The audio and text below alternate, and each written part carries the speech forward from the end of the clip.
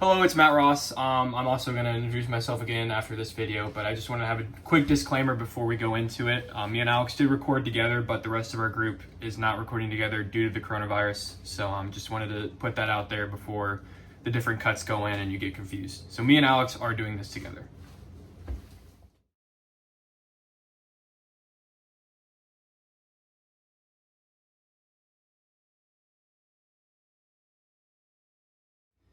Hello, I'm Matt Ross, and I'm doing the project over the long report, and this long report is going to be over options to improve customer experience at Iron Monk Brewery.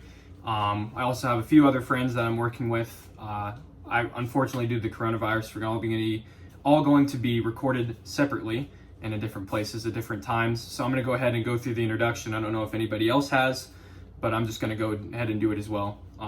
So mostly what we researched was going to through the Taproom and doing the customer experience there. So going through the different taps that they offer, and also the food options that they offer, as well as food trucks, maybe licensing with a local company in Stillwater, or doing an in-house chef as well.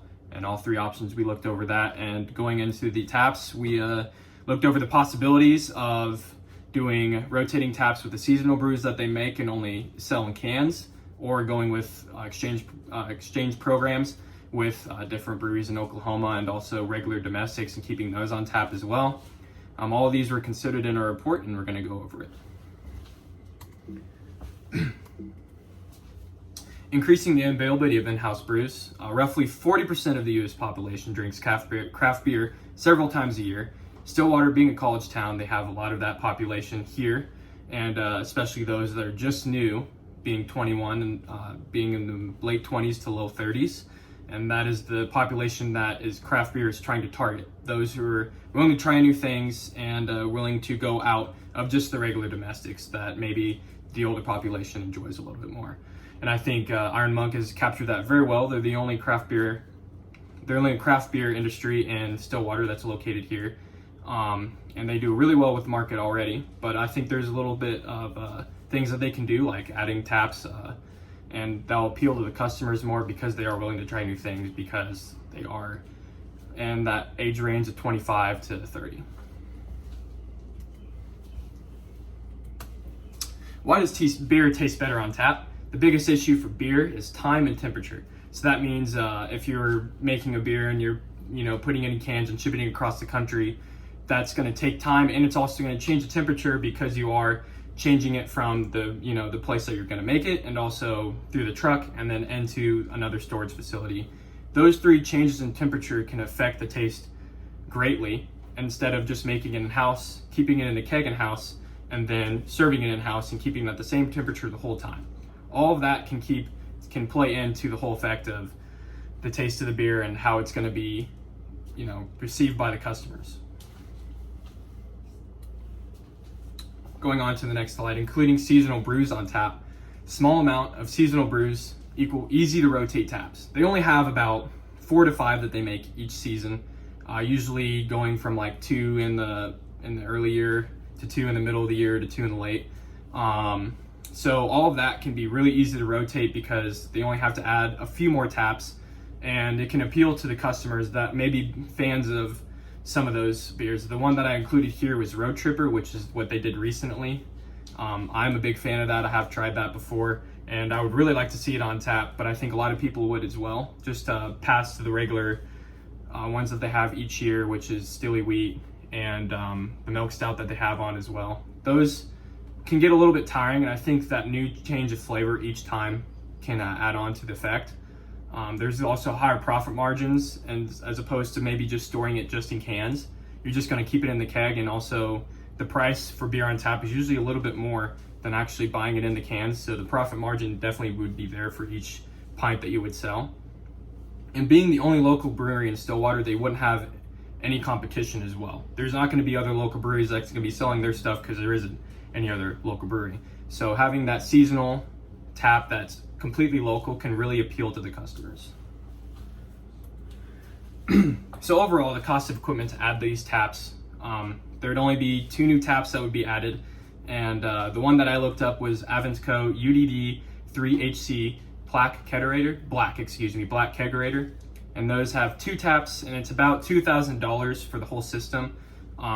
That can range from a lot of other things. I was looking online, and there's a lot of quotes and specifics that would go into it, and I didn't want to go that specific because it's a very wide range of what they could do with the taps. They could add a fridge underneath for keg storage, or maybe they're going to have their keg storage out back.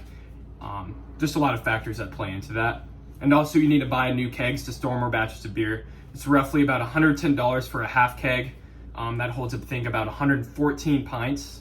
So that would definitely be an option for them as well. But they already have kegs that they have because they already have beer on tap. So I don't know if they would have to add any or not.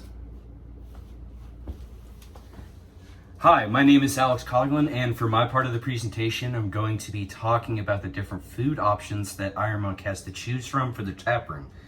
Current options that we were able to find is different food trucks, an in-house chef, or licensing with the local restaurant. For this, we decided that food equals more drinks, essentially, because food doesn't necessarily apply to everyone over the age of 21, but rather everyone in the building. It's just an extra commodity for those who are drinking because it allows them to drink more. It's a mutually beneficial idea for both parties involved, and it will increase overall customer satisfaction. The first option I'm going to talk about is the food truck option. This is the current option that Iron Monk is using. The most common one they have there is Q, which is a barbecue truck. There are about 64 total trucks between OKC, Tulsa, and Stillwater alone. OKC has about 39 of those, Tulsa has 20, and Stillwater about 5. From my research, it said it can cost anywhere from $800 to $1,500 on average to rent, unless you have a built-in agreement, which I believe can be made with any food trucks. And having these new food truck options will appeal to new customers and will draw new business. For example, Thai Loco is a local option. This will appeal to many different groups and get people to try new food items, as well as staying longer in Iron Monk's tap room and buying more product. The second option we explored was hiring an in-house chef. This is the more difficult and expensive option. Starting costs can go from anywhere to $7,000 to $10,000 getting the equipment alone for the kitchen. And on top of that, hiring a cook, the annual wages is around $20,000. And also, not to mention, you need the space for that kitchen. With this option, you have more choices for food, but in the long term, it's going to be more difficult and a pricey option.